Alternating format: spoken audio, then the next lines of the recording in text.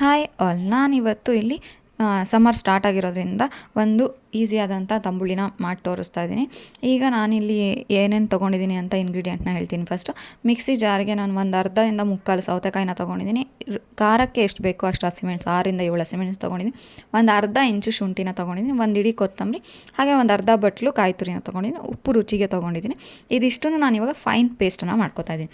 ಈಗ fine paste ಮಾಡ್ಕೊಂಡಿದ್ದಾದಮೇಲೆ ನಾನೀಗ ಒಂದು ಪಾತ್ರೆಗೆ ಒಂದು ಕಾಲು ಭಾಗದಷ್ಟು ಸೌತೆಕಾಯಿನ ಸಣ್ಣದಾಗಿ ಹೆಚ್ಚಿ ಹಾಕ್ಕೊಂಡಿದ್ದೀನಿ. ಹಾಗೆ ಒಂದು ಅರ್ಧ ಈರುಳ್ಳಿನ ಹೆಚ್ಚಿ ಹಾಕ್ಕೊಂಡಿದ್ದೀನಿ, ಹಸಿದೇ ಹಾಕ್ಕೋಬೇಕು. ಇದಕ್ಕೆ ಇವಾಗ ನಾನು ಏನು ಪೇಸ್ಟ್ ಮಾಡ್ಕೊಂಡಿದ್ದಾನೋ ಅದನ್ನು ಹಾಕ್ಕೊಂಡಿದ್ದೀನಿ. ನೆಕ್ಸ್ಟ್ ಇದಕ್ಕೆ ನಾನು ಗಟ್ಟಿ ಮೊಸರನ್ನ ತೊಗೊಂಡಿಲ್ಲ, ಮಜ್ಜಿಗೆನ ತೊಗೊಂಡಿದ್ದೀನಿ. ಯಾಕೆಂದರೆ ಮಜ್ಜಿಗೆ ತಂಬುಳಿ ಆಗಿರೋದ್ರಿಂದ ಮಜ್ಜಿಗೆನ ತೊಗೋಬೇಕು.